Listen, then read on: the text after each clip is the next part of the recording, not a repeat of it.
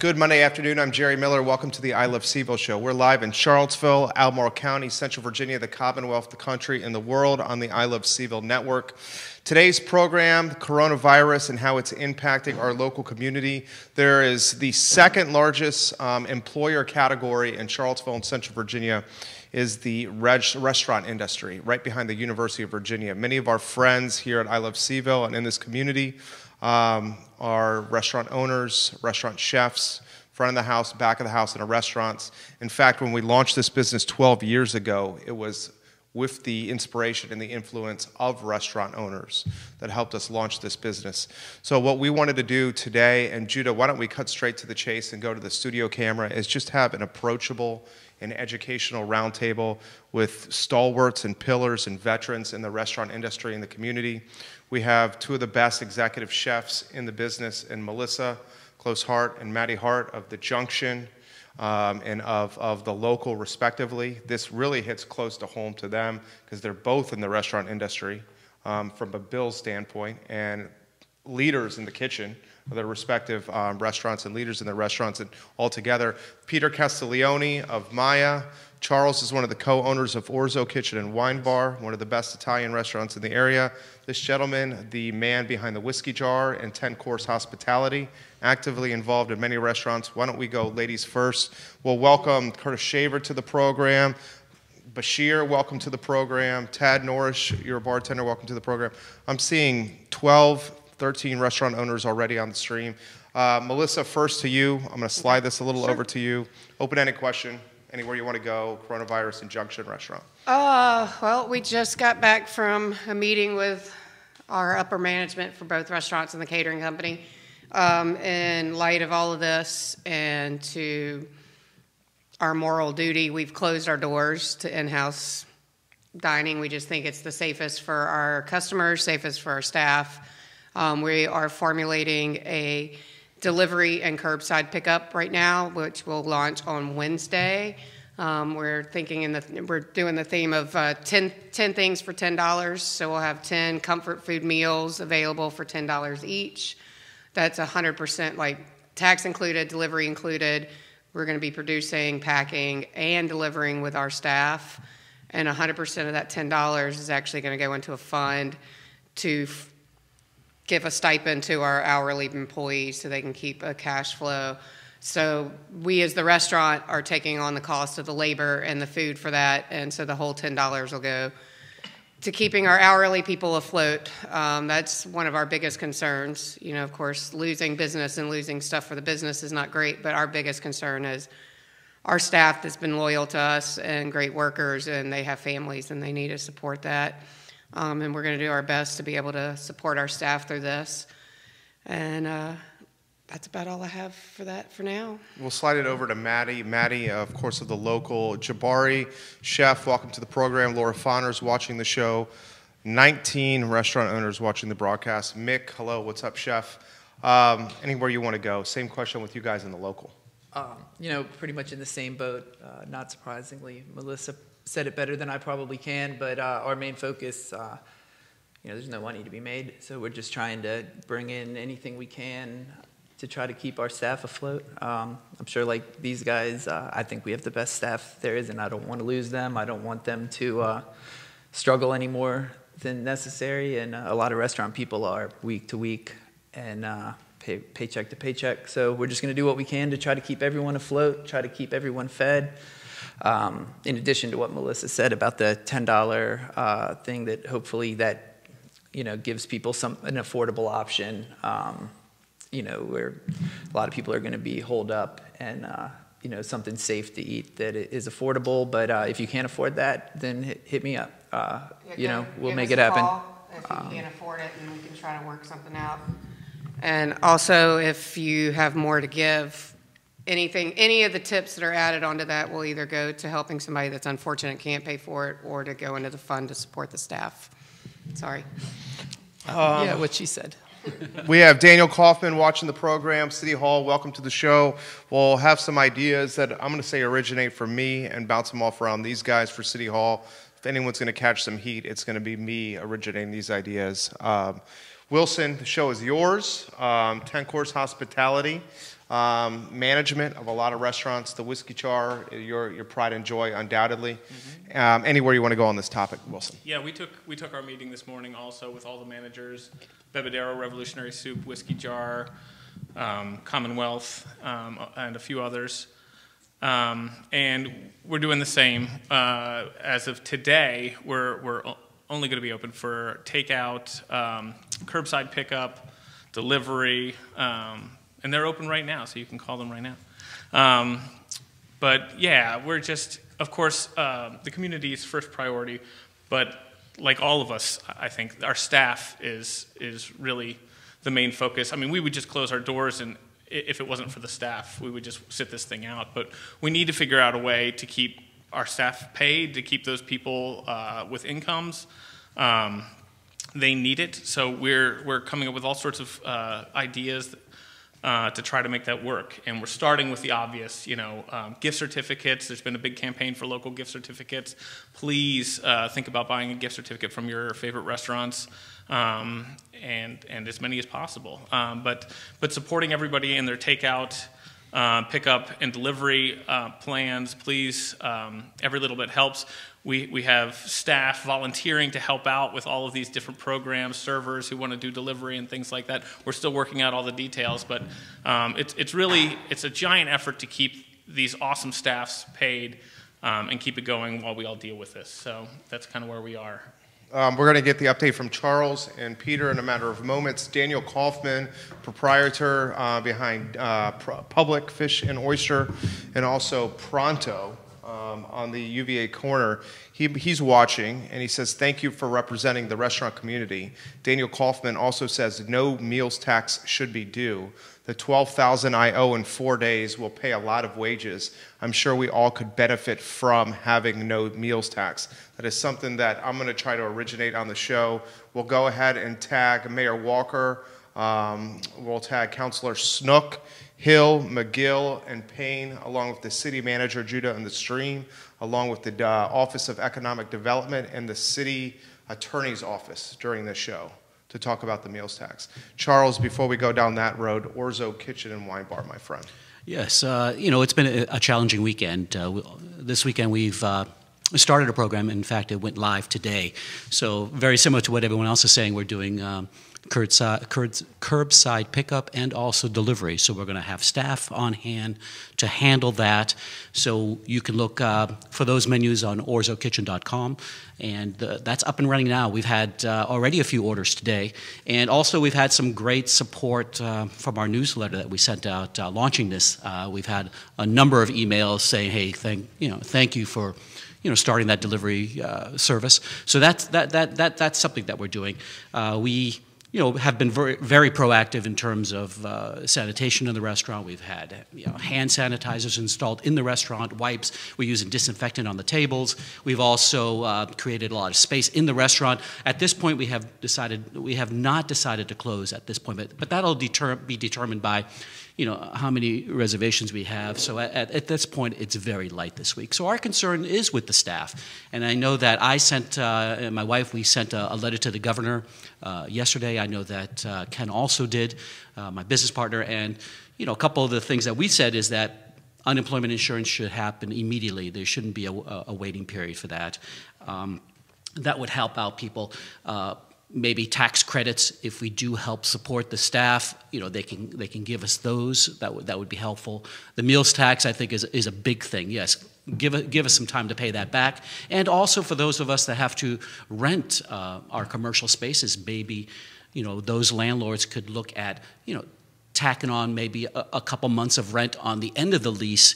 We're still going to be there, but again, these next couple months, we'd rather see that money go to our staff if we can support them in any possible way. And all very good points. Appreciate you sharing that. Elena Mangione is watching the program, and she says she's going to be in front of City Council today at City Hall to discuss the meals tax being abbreviated or suspended to help restaurant owners. She's the owner of Mangione's in Midtown. You are a leader in the restaurant community, undoubtedly. anywhere you want to go with Maya, and then we're going to start. We have a ton of freaking comments coming in here from your colleagues and restaurant owner. Lynn Roberts from Timberwoods Half House, welcome to Gregory Lewis watching the program here. City Hall now watching. Maya Restaurant, anywhere you want to go, Peter. I spoke with Eric Terry this morning. He's the president of the Virginia Restaurant Lodging Tourism Association, and he's meeting with Governor Northam today. And I don't think what people realize is that nationally, 50% of all food that is consumed comes from restaurants. Half of it comes from grocery stores, people cook at home. 50%, that's fast food chains, it's sit-down restaurants like ours. Should every restaurant in the Commonwealth of Virginia suddenly be closed, the idea of a food shortage across the board is something that nobody's really been talking about, and I think it's something that people should really consider. We at Maya are doing what everybody else is doing.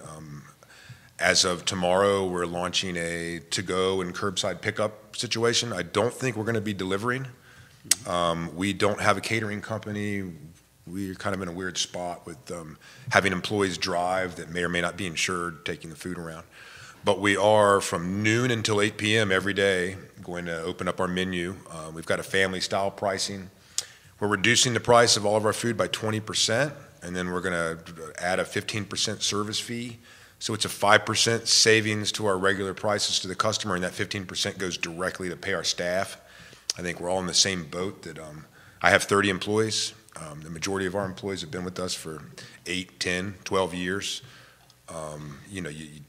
You want to stop the coronavirus from spreading, but in the meantime, you don't want to penalize everybody in the restaurant world by not generating some revenue stream or some way to bring in income.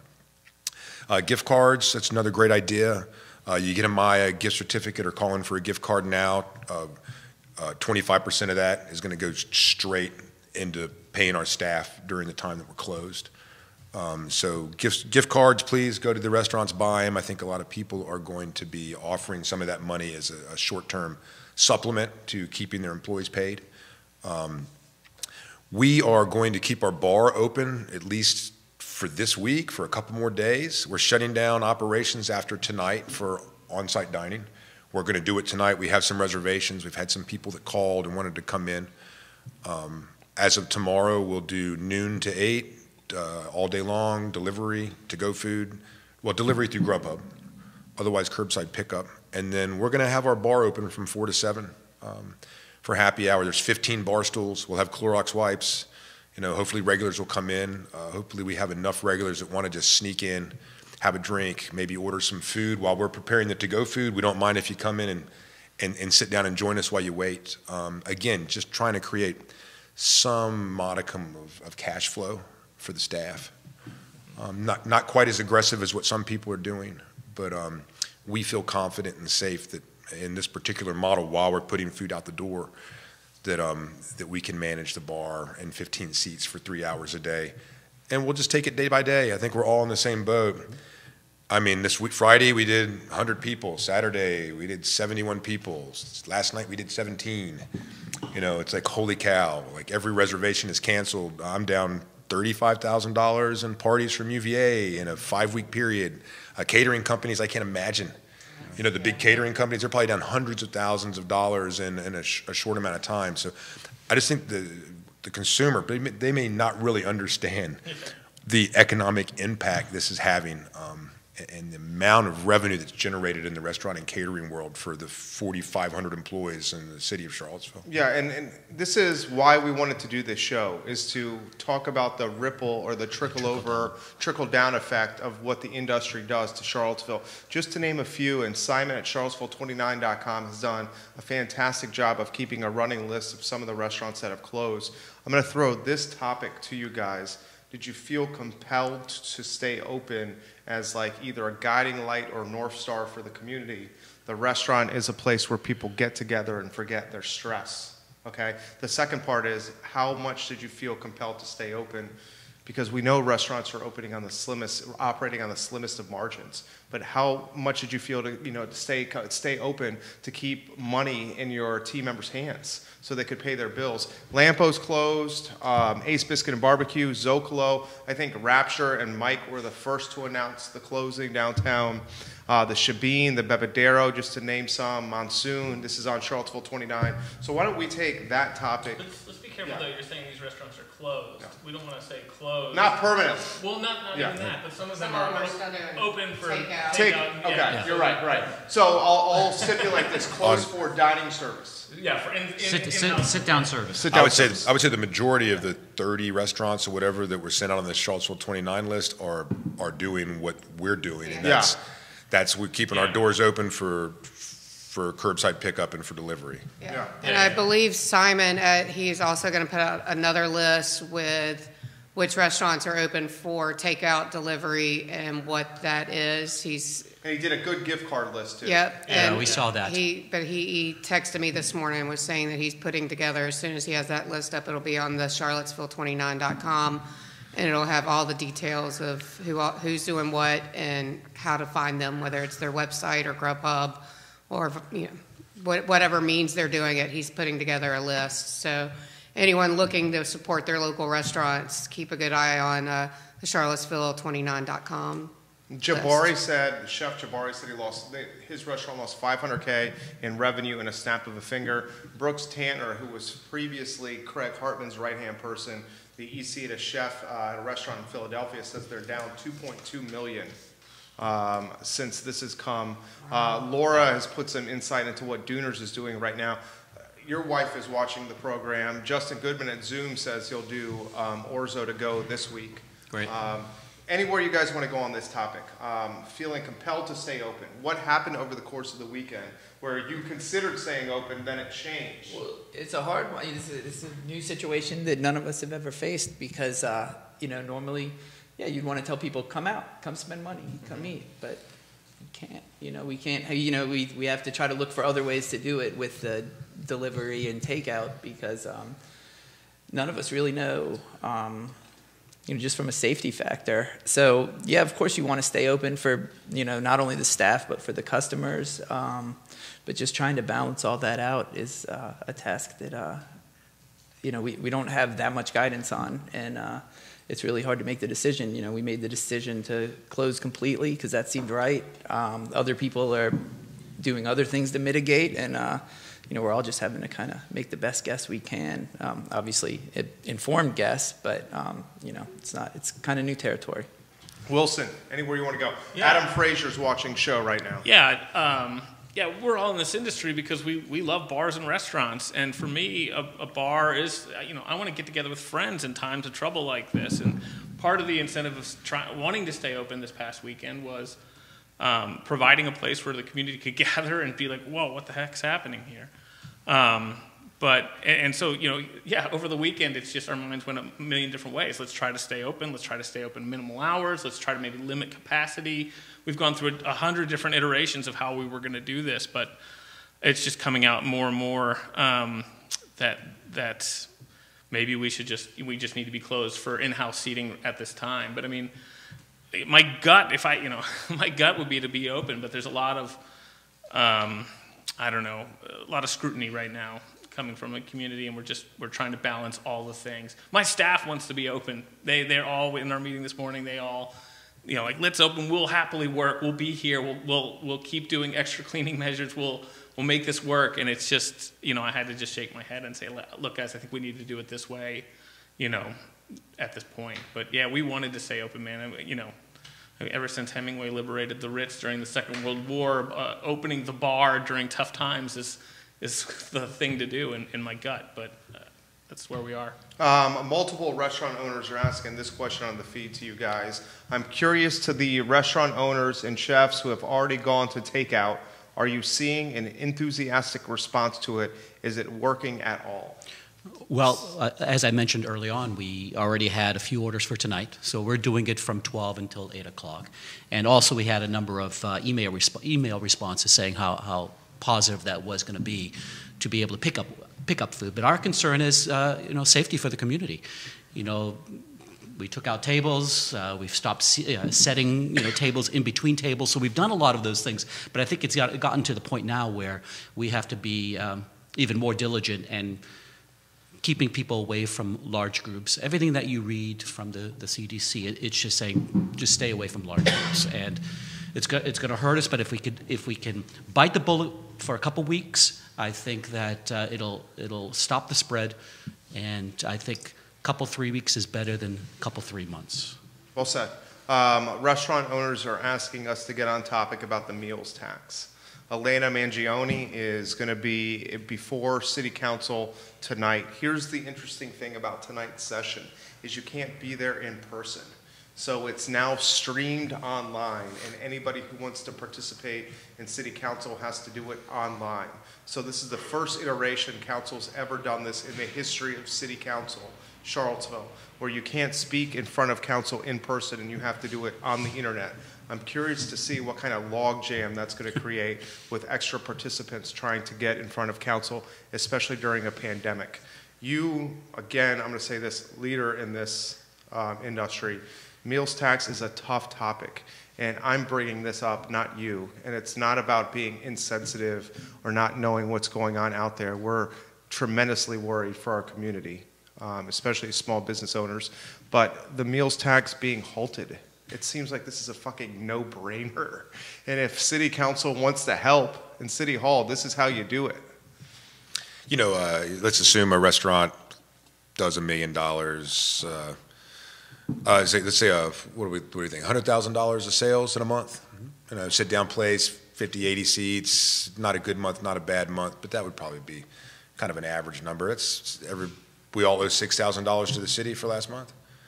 And you take It's almost 11,000 for the whole month. 246% of 100,000, $6,000, right?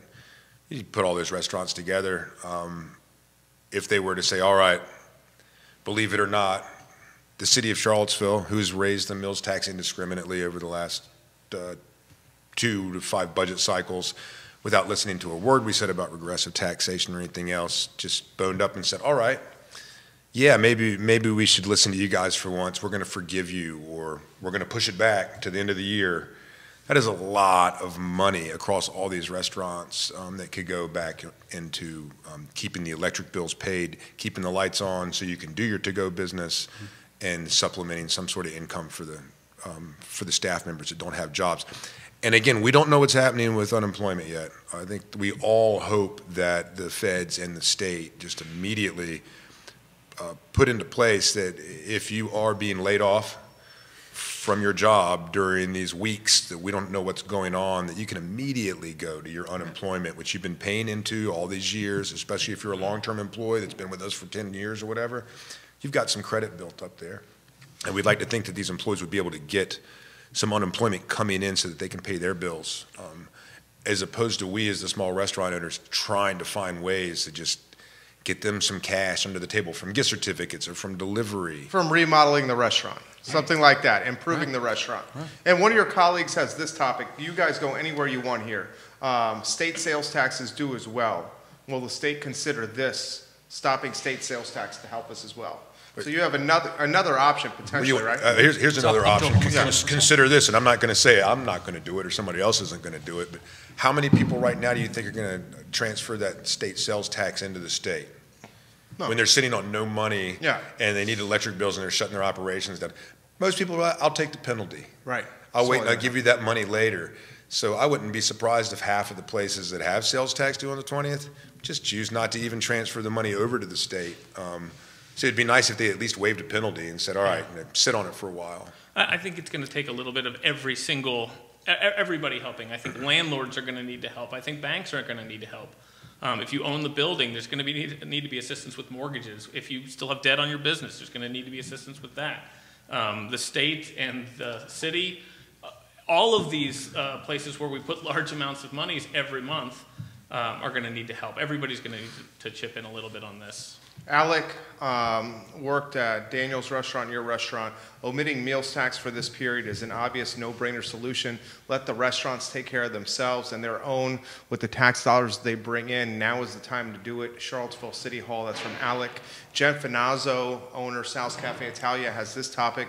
What are your plans to separate staff into multiple groups so they all don't get sick at the same time? People will get sick. If City Council agrees to hold meals tax, would you all consider closing altogether? Two good questions. Open-ended. Anywhere you guys want to go here?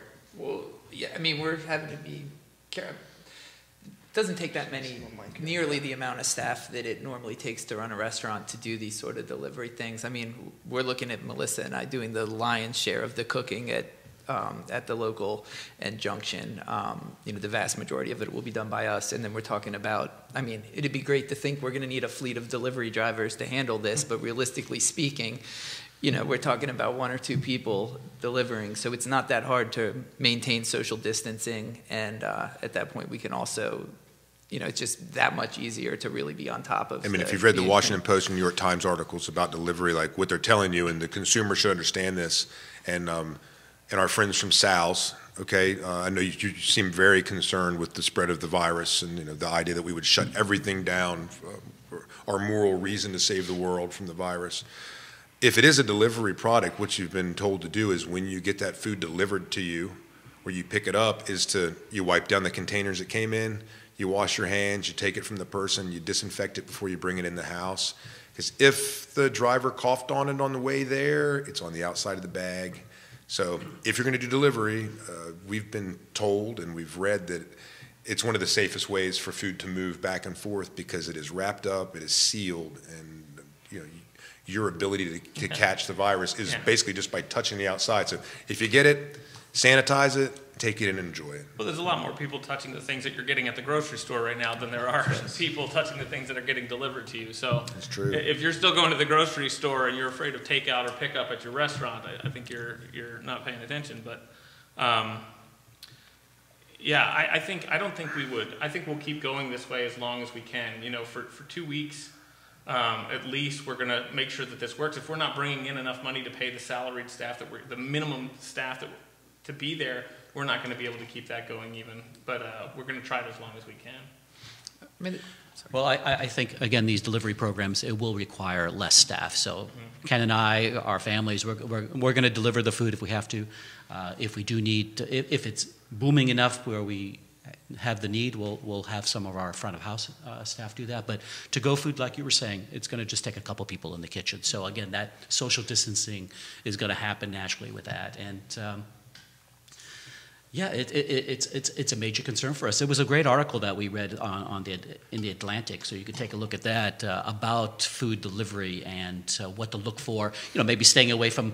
Again, it's not really happening here in Charlottesville, but in some of the bigger cities, a lot of these Uber Eats and Grubhubs, they just have outposts of people that have very little food experience, and they're putting food together, putting it in boxes, and sending it out. Right. That's not happening here in Charlottesville, so that's a good thing. But and like what Peter was saying, wipe the container down. I think those are all good things to keep in mind when you're ordering food to go. Dr. Lindsay Neal, welcome to the show. Laura says, Fonner, so much pressure for a chef to run a one-man show. There are so many factors here that most people don't even think of or consider. Elena Mangione says, Zocalo suggested trying to get the city to provide a rent holiday on the patio of the downtown mall, which is $5 a square foot. Wilson, I think, would be a fan of the rent holiday. Yeah. Jump in here, you guys. I think we should demystify.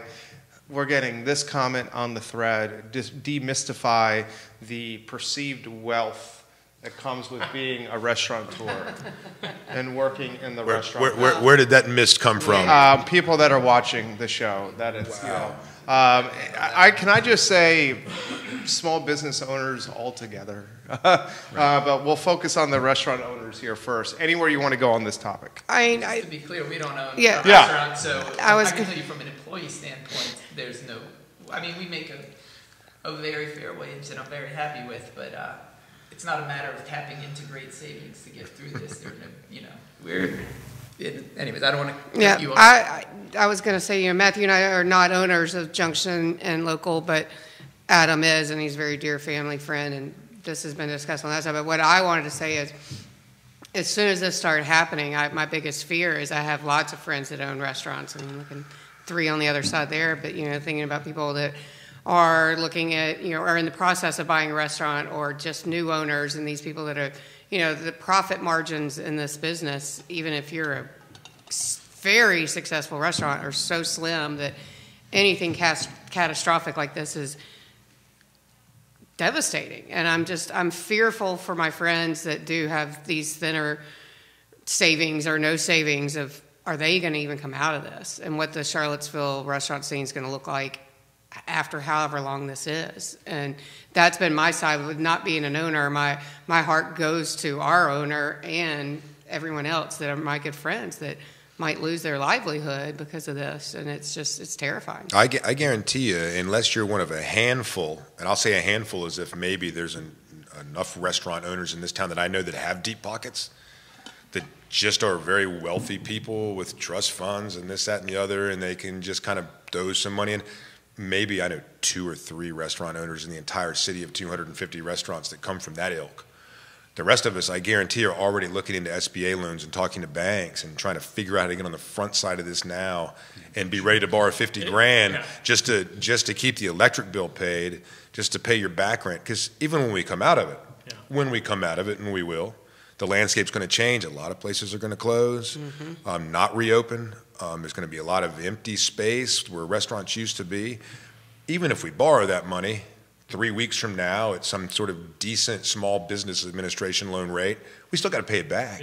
That's just going on the back of our bottom line that's already. So if anybody thinks we're sitting here just getting rich and we're crying poor right now because, we're closed for 2 weeks, my guess is we're all in the same boat. We're paycheck to paycheck just like everybody else with a huge investment in a very big business with 20, 30, 2 weeks. 40 employees, like we create a lot of jobs for people, and we're all kind of in the same grind where we go month to month. 2 snow days in January ruins my month. Yeah. Right. 2 days of missing a private party cancels for $5,000. That's how small the margins are. We haven't even discussed what's going to happen if and when graduation weekend's canceled. Yeah. I mean, how much of a percentage of revenue is that? Go ahead. Well, as an owner, I mean, our big concern this last weekend has been talking about, the staff. How are staff going to, generate some income? We do have people on salary, and so, we do have a big nut to crack each month, and so it's a major concern, and so that's why we've gone through, for the delivery service and curbside pickup, and margins are very slim. We've had 5 parties already cancel from UVA for concern of travel, and so that is a huge impact. But again, we've always been, concerned about how what's going to happen with the staff, and we don't want to lose anybody. And I've already had to lay off a couple of people in the kitchen because we're already seeing the writing on the wall with no reservations at all this week. What does that mean? How do we run that to go business? We don't need a lot of people for that, and so we're hoping that it does swing back fast. I'm going to read this topic and then throw it to you. Chrissy's watching for the Bluegrass Grill. She said, "Well said, Peter." Frankly, she says, "I'm not sure at all that I'm going to be able to open after this." I think She just put that in the feed. Based on what Melissa was saying about graduation weekend, I think one thing that we haven't brought up yet is the timing on this could not be any worse. We all get through the winter we skate by in the winter with fall dollars, and by the end of the winter, which is right now, we have very little in the bank, if any at all, and we count on the spring sales to get us into the summer and back into the fall again. I would say that May is probably the highest grossing month for every restaurant in the city of Charlottesville. And I send out messages to all my teams saying, St. Patrick's Day, it all starts again St. Patrick's Day, and then we have the Book Fest, and then we have Tom Tom, and then we kind of guide the trajectory of the spring along these lines into graduation weekend. That's all gone now. So here we are at the end of our winters with nothing in the bank and no prospect for making anything. And I think the timing is... That is an absolute truth. That is just the way it is. Yeah. There's just no money left. Yeah. And the specter of no business. Sales being reduced by 90%. Yeah. And maybe we can keep 10% of sales going to keep your salary people employed and get some food out. And we have we have an obligation to keep trying to produce food for people. Again, don't forget, a lot of people eat out. There are people in the hotels. There are people in the hospital. There are tons of people in Charlottesville that are here without kitchens in their hotel rooms. Like, they're moving about. They're moving for work. These people need the restaurants to be able to produce some food, so we can't just shut it all down. It has to keep moving in some slow pace. Yeah. We just adjust day to day, and we just grind it out and pull up the bootstraps and roll with it. But as to that point, I think we're going to see, especially if this goes beyond 2 weeks, I think this is going to be a time when a lot of people are not able to reopen. Absolutely. The question is coming up on the feed from a number of your colleagues that are restaurant owners. Thank you. Well, they're all saying thank you to you guys for taking the lead on this. For instance, Kathy, who I think is kin to you, says, I appreciate how the restaurant community is working together here. So a couple of topics. How does the community come together for a common goal to better the community? Like, what are you guys doing with the Travel, Lodging, and Restaurant Association? That could be a question maybe I throw to you because you're actively involved. This question's coming up, this topic from Kate Elwood, who's got a GoFundMe going around to collect money for thank you, Kate. staffers. The employment aspect, the unemployment aspect is already there. People can apply as soon as they are laid off. The VEC has it on their website now. If you've lost your job due to the virus, you can apply for unemployment. Alicia says she's putting a Slack channel together for restaurant owners and operators to share resources tied to your organization. What do you think the landscape is going to look like when we come out of this for restaurants in Charlottesville? I don't know if anyone can predict that. I mean, if it's 2 weeks, I think we'll just have some hair, we'll be crusty around the edges and it'll be all right. But if it's 2 months... Pent-up demand. Yeah, I think if it's 2 months, I mean, God only knows what's going to be left for people. And I do think the pent-up demand, I think as soon as the country's released off of this quarantine, whether it's self-quarantine or government quarantine, it's going to be a boom of the business. But who's going to be left to reap the benefits from that? Well, let's also not forget, even though restaurants and hotels are affected now, I mean, if it goes for a couple months, you're looking at other industries that people may suffer their paychecks. And so all of a sudden, those people that used to go out 2-3 times a week, they may also, kind of pull back. So it could take a little longer after it's going to be those 2 months. No one's making money, I mean, Exactly. Especially if besides essential, grocery store, pharmacies, those kind of things. I mean, your hardware stores are going to start closing. All your small businesses, your plant shops are just, there's going to be so much that's going to trickle down that it's not just our industry that's suffering. I mean, it's everybody. It's everybody. Yeah, it's everybody. The federal government needs to step in as well. I mean, here we are. We have a month away from now, and the tax returns for 2019 are going to come due. And some people, we all, as a business, I've owed taxes in the past, and that's a huge concern for me right now. Is how am I going to write that check if there is an income coming in? Tom Festival, Elena points out, being canceled. That's a big deal. Chrissy from Bluegrass says the city market's not going to probably start again this year. That's really going to impact me and the location with what she does with brunch and the city market. This question's coming in for you, Peter. Andrew Silver is watching the program from Austin, Texas. Andrew! This is coming in about the Lodging, Restaurant, Tourism Association and what is being done from the top.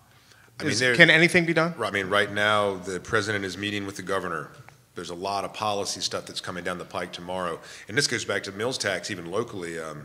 They're pushing to allow all of the counties in the Commonwealth of Virginia to indiscriminately raise their mills tax and their lodging tax as high as they want, or at least to 6%, where they've been capped. So there's all this policy stuff that's been being worked on already. And while they're there dealing with that, they're calling an emergency meeting now, and I guarantee the VRLTA and the president of the VR are lobbying the governor now to, whatever they do, don't mandate a restaurant shutdown like they did in Columbus, Ohio, like they've done in so many different places. I think Rhode Island today did the same thing. Lots of states are just shutting restaurant operations down completely, even to go in some cases, which makes no sense. So to do things responsibly, get the word out, and all they can really do from the VRLTA standpoint is stay on top of policies and communicate with the people we have on Capitol Hill in the state. One of the viewers watching now, and I'll throw it to you, Wilson, she says, we're waiting to hear about NGIC closing down and the government contractors in the community soon being asked not to come to work. So that's another industry that's big in this community that could be asked to stay home.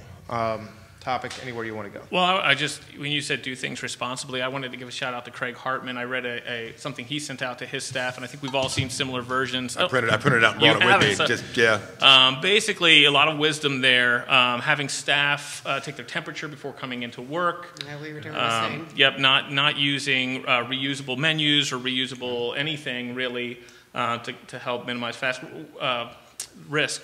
We're all doing things like that. Our staff has all been told, take your temperature every morning before you come into work. There's a lot of mindfulness going into the people that are remaining open in limited capacities.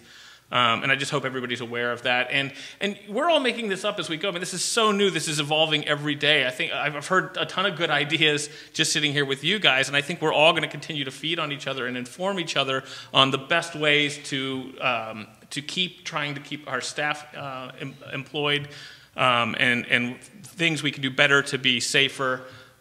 This is just evolving all the time, and the more we communicate as a group, the tighter we can be, both in the offense and in the defense of this.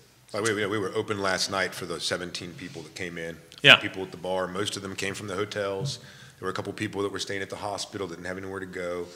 And we literally, you gave them a menu, and the menu went right in the trash after they touched it. Mm-hmm. When they're done with their meal, we put on rubber gloves. We go bust everything that they may have coughed on or breathed on or touched their nose and used the fork. It all gets picked up, taken straight to a sanitizing station in the kitchen. Then we throw the rubber gloves away. Then we go wipe the table down with Clorox wipes. There's a shortage of gloves now. Yeah. And when you don't have but 17 people coming to your restaurant or a handful of people from the hotels, it's not like 100 people just descended on you. You started opening up the bathroom doors and sneezing all over the place. So Craig did a great job with that email, and just want to inform everybody that whatever we're doing to stay open and to provide food, we're going to the very ends to figure out the best way to keep things sanitized, to keep things clean, and to monitor our employees and make sure that everybody's healthy. A lot of vulnerability being put on the feed from fellow restaurant owners and chefs. Laura Fonner is the executive chef at Dooners. She was set to buy Dooners in June. And she literally just said this: I've worked so hard to buy Dooners. This has all been pushed back for an undetermined amount of time. Don't get me wrong, this would have caused catastrophic stress for me had I just purchased this restaurant. I'm not having a pity party. I give it to at the end of the day for me to get picked back up and heading forward. So she is stalling her purchase of Dooners restaurant in Ivy. Throw this topic to you, and then what I'd like to do in the final 10 minutes is give clear bullet points that we can then take from the show and say, this is how we help the restaurant owners and the restaurants moving forward. And then our team upstairs will transcribe those bullet points, and we'll package it with this, and we'll get it to go far and wide on social media. So I want to throw the topic to you from the vulnerability that you're hearing in some of these chefs, like Laura, who's a friend of yours, Chrissy, chef and owner at Bluegrass. We might not open up again. Worry about, Yeah. Anywhere you want to go on that topic. I think it's just got chill bumps thinking about it. It's just we've all of us in this business have probably been doing it since we were 14, 15 years old. You don't get in this business unless you love it, and just to watch something disintegrate so quickly, or have even the possibility of it disintegrating quickly, it's a stress and anxiety inducing thing. And again, most of us in this business already doomed to have those. Have you ever seen anything like this? How long have you worked in restaurants? I turned 50 this year, and I was 14. My first restaurant job, 15. So 35 years? And no, nothing like this. 9/11, I remember having kind of some thoughts of, they were asking people not to be out in public for a while, and but that was nothing near like this. And but I think in my lifetime, no. We've had some bad winter storms, but like you said, 2 days in January can bust your budget. And don't forget, after what happened on August 12th a few years back, we saw a gigantic downturn in sales. And Yeah, and I mean, it took a whole year. It took 24 months. Yeah. It took 2 years for us to finally, like, Oh, yeah. like January, February this year, I looked and I was like, holy cow, are you kidding me? I'm almost back to where I was in 2016. Yeah, no, exactly. Yeah. Like, yay, It's coming back. It's coming back. We're finally going to Yeah. make it. Hooray. Same for us with Junction. We just celebrated our 3rd birthday, you know, and that was our first summer open, and we were just really getting a stronghold and getting this a consistent forward momentum. We've always had that, but you know, and then this happens, you know, and it's just, and I'm just terrified. I'm terrified about my friends' families, our businesses, the city and all. But I think if nothing's ever been proven to me more than anything, the community and the family that this business has is really strong, and we do everything we can to do for our families within the roofs of our restaurant, to our neighborhoods, to our community. I think that if nothing else, we're really strong with that backbone. So I think we'll make it. It's just a matter of how hard it'll be to get there. What do you think? It feels like the world's ending, but it's not. It's not, and you know, it's going to be hard. There's no getting around it, and we're going to suffer. Our staff's going to suffer. Our restaurants are going to suffer. But you know, hopefully, we get the help we need, and you know, it's uplifting how people are coming together, and you know, I don't have any worries. Well, that's not true, but I don't think, you know, the world's not going to end. We're going to make it through it, and you know, it's going to hurt for a while, and it may hurt for longer than we're comfortable, but we'll make it through. And I don't know. I guess that's all I can say. I don't have any proof of that, but I have a strong belief that that's how it will play out. Daniel Kaufman, we decided at Pronto to give meals to any kids who need one at no charge. We have food that's not selling, and it's going to spoil eventually, so at least we can make a difference on some front. The business has dried up, and it's looking likely that the doors will close, so let's go out doing our best to help. Fuck. I mean, I remember this. He, a month ago, was sitting here with his 2 business partners launching the restaurant. Mm-hmm. And is literally putting in, this gets me choked up. He's saying the doors are going to close. I mean, are you meaning permanently here, Daniel? I think potentially he's talking about permanently, because we're going out with a bang is what he's alluding to. I hate any small business that has tough times. Any of us that fought to open a restaurant, that's brutal running a business. Brutal. How about this? The game plan or the roadmap with a lot of your fellows watching here to help. What's the plan here? Well, I mean, first step has got to be, is it call the governor? Is it call the association? What's the first easiest step for the masses? Well, I think everyone should reach out to the governor for sure. I mean, I've already done that, and my business partner, tackling that meals tax, and then talking to the landlords for those that have commercial spaces that we're renting to see if we can get some postponement of some part of the rent, or just defer it towards the end of the lease.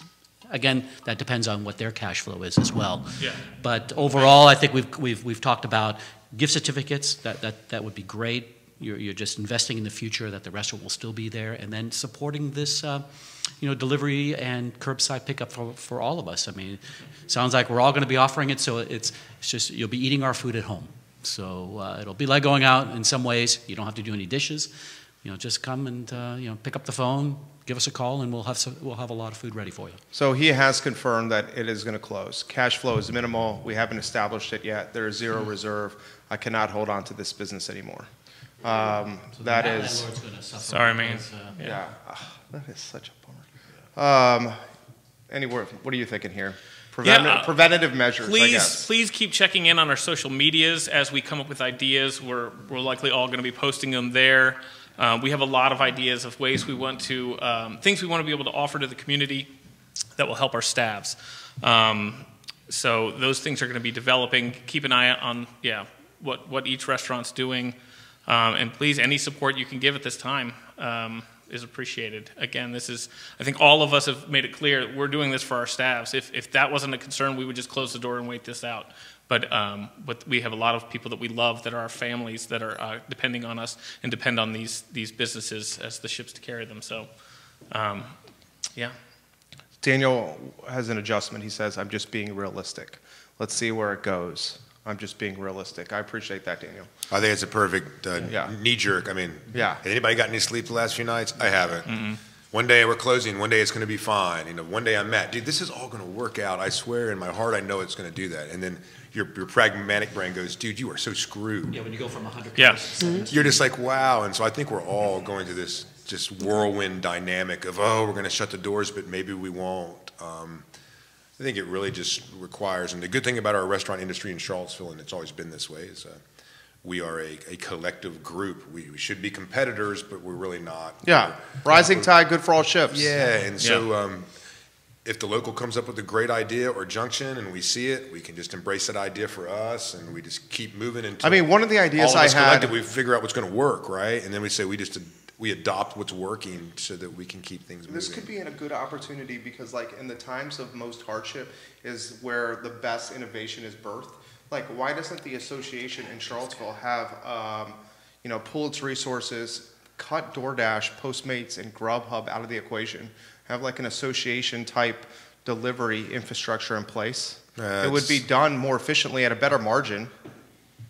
These things could happen if we're all confined enough time to manage our own shops, to actually amalgamate a group of people, get some nonprofit stuff going, get some lawyers, write some stuff up, and start delivering on our own. It's kind of like taking over a restaurant. Yeah, I was When are just we going to gonna do propose that. Well, I think something on just even a minimal level of that is just something like what Simon Davidson's doing. Yeah. You know, just having that one clearinghouse of here are the local restaurants that are delivering that aren't on Grubhub, and so this is how you find them, and this is how you order from them. And I think Simon is going above and beyond to be able to formulate all that stuff. He's been on this 24/7 He like really for the last has. couple of weeks. And- Thank you, Simon, if Yeah. you're listening. We really And there appreciate was it. only He is one, listening. One other thing I wanted to bring up. There is a Facebook group called the Mutual Aid Infrastructure of Charlottesville, which is, I'm not sure who put it together. Sharon Milner just put that on the feed. And that's a place that you can go that they're trying, whether it's with goods, money, or whatnot, if you're in need of support, that this is a clearinghouse place for that as well.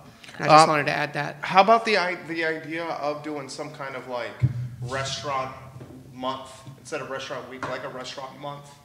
Where, like, When we're able to get back. Yeah. Open when it. this passes, that makes total sense. Yeah, I'd get the one thing out there. We just talked about what a great community we have and how we're supportive. Just for those out there, this is pretty intense stuff, and people line up on both sides of the spectrum.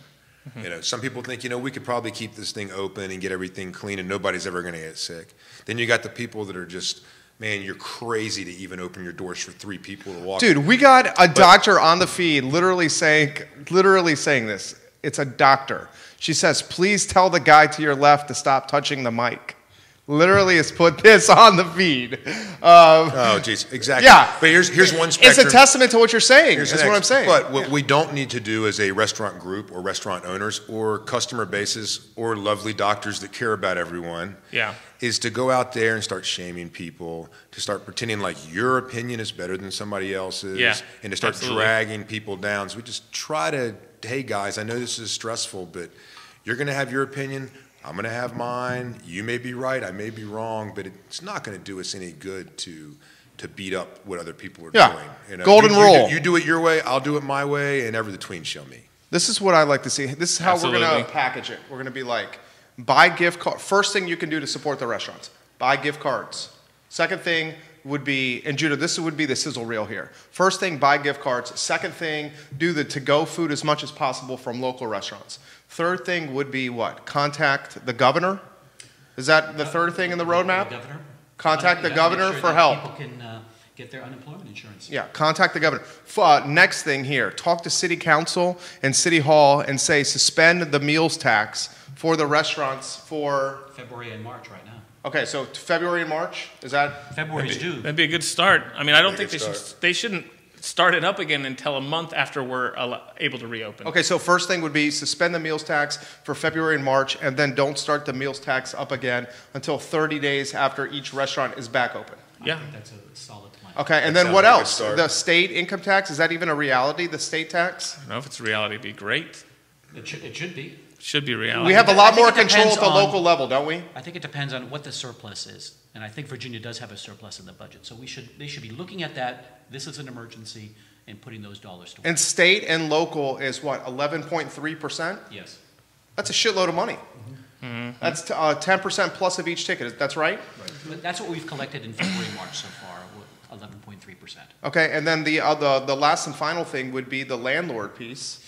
I think the landlord thing, depending on who your landlord is, like everybody and the thinks, banks, landlords and the banks, because the landlords might not be able to if the banks aren't easy with them, the landlords might not be able to be easy. Perfect example is everybody thinks with this in this building that I have this building. Dude, I have leverage. Yes. This is how I got this. I don't have this building. The bank owns this building. Yeah. I'm just paying the bank every month. Yeah. And like the bank would have to say to me and our tenants that have up here be like, okay, we forgive a little bit of this for me to be able to pass it down.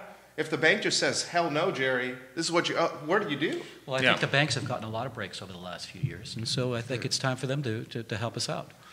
I hope. The federal government has bailed out banks for decades. Mitchell Barons, For a number of welcome to the different show. We can go final, and we'll close down here. We're not going to get to all these comments. We have a number of restaurants looking like they're going to close their doors now, which is a total bummer here. Anywhere you want to go on this topic. To the whole community, just stay safe and healthy, and especially to all my restaurant loves out there, just do the best we can. What do you think, Matty?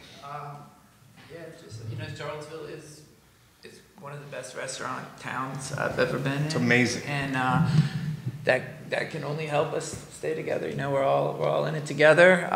And the main topic of conversation all day, we've gone a lot of different directions, but I think at the core it's looking out for our staff and the people that depend on these restaurants, and I just think we all got to do what we can to help make sure everybody has what they need. Well said. Wilson, what are you thinking? Lord. Pray for us. I'm praying for us. I'm praying for all of us. And there's a lot of great initiatives that have come up around this. I've been sent links, places to donate food if we think it's going to spoil. But I always start with the group right around me first. We're going to be giving a lot of that food to staff and anything we can to help our staff first. That's our first priority, because I feel like if we can help them, then we won't have other people that the city needs to help. So that's where we're putting our initiatives. But I'm praying for the town, praying for all y'all. So, Charles? Yeah, likewise, I want the community to stay safe and healthy. Keep your hands clean. Stay out of crowded areas. I think if we can, again, contain what's happening in this country, it's going to be better in the long term. Yeah. It'll be a less financial stress on businesses and on individuals as well. And I'm hoping that the staff we can figure out ways to get money in their pocket, and I think the to-go businesses is the way to make that happen. That'll really help bring in the revenue that we can distribute to the staff. But we need the support. Need the support. Yeah, I just going to try to finish it up with asking everyone to stay positive in this day of social media and hate politics and ideology, and you've got an opinion and, it's opposite of mine, so I'm just going to go on and post something and drag some restaurant down because we don't like the way they're doing things. Just try to dissuade anyone from taking their personal agendas at this point and projecting it out onto what any of us may or may not be trying to do. Stay positive. We're all doing our best. We're trying to create revenue. We're trying to create money for our staffs. We're trying to put out food for people that need it, that are in hotels, that are coming to visit the hospital. So just trust that we're all doing the best we can, and it's going to be okay. Yeah, couldn't agree more. Absolutely. Excellent. Well said. We'll close with this note. I try to emphasize the value of supporting small businesses in the community every day on the program. I can't emphasize it more than right now. The restaurant industry, to put in perspective the trickle-over effect it has in Charlottesville, is not only diners going into the restaurant to eat food, it's the uniform companies. It's the advertising agencies that work alongside the restaurants. It's the signage companies that create the signage for the restaurant. The window washer. That's literally washing the windows and getting paid to go in this restaurant. The people that are cleaning the canopies, okay? The bands that are associated with the restaurant. Yeah. Live music, guys. Where's live music going to be had in Charlottesville if these venues are closed? It is the second largest employment industry in the Charlottesville metropolitan area behind the University of Virginia. Restaurants are 2, realtors are 3. Support the businesses, please, and keep this community going forward from a health standpoint and an economic standpoint, because I can assure you, from an economic standpoint, if things get bad around here, then you don't want to go down that road again. We went down that road in 2008. Tomorrow's program is the story of another entrepreneur. His name is George Elder. He's had the largest party supply store and the longest running one in Charlottesville, Virginia. We're going to continue to follow this virus situation, but we're going to do it in a way that's positive for the community. So we're going to tell the stories of small business owners and how they're managing to stay heading in the right direction on this set for as long as humanly possible. Take care. Enjoy your afternoon. Thank you. Nice. Yeah. Wow, I thanks. imagine there's a group picture for this. Wow. Where we can all stand our feet forward. That was really awesome. Yeah.